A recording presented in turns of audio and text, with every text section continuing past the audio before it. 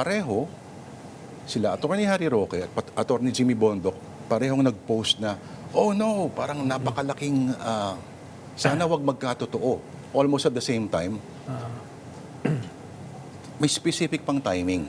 Anong kaduda-duda doon, Mr. Llama, sir? Well, nung unang lumabas yan, kahapon, una ko na-monitor yan mga after lunch.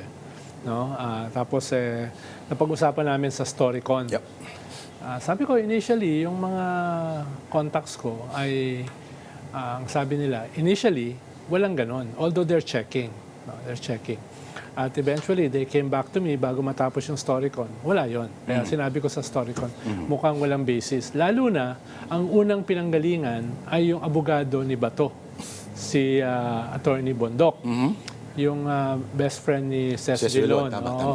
Tapos, yung sumunod ay si Harry Roque. Kung yun yung pinanggagalingan Na mo. best friend nino yun. Ha? Best friend nino. Best friend ko. Best friend mo, of course. Kaya, kung yun ang pinanggagalingan, parang you take it with a ton of salt. No? Magkakabato ka naman nun, sakit sa bato. Oo nga. Pero nung later na, after nung StoryCon, talagang wala talaga. Wala Kaya talaga. ang daming nagtatanong, mga media, mga friends, etc. Sabi ko, wala talaga. Walang basis. Okay. Pero kung if it was originally meant to divert, kasi marami nagsabi na nakapuntos yata ng matindi ang prosecution sa impeachment kahapon, mukhang yun ba ay sapat na bigat ng issue sa Senado para magkaroon ng ganung klaseng smokescreen? Well, nandun naman yung possibility na yon. Although hindi ko masyadong binibigyan ng premium dahil hindi pa naman ganun ka-decisive at compelling yung mga evidentiary proof kahapon. No? Mas procedural, mas documentary. Wala pa masyadong smoking gun.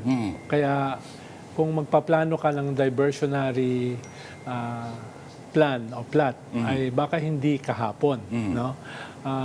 Ikalawa, baka wala lang talaga, baka nagkamali lang o nakuryente lang itong si Bondoc tsaka si Harry Roque dahil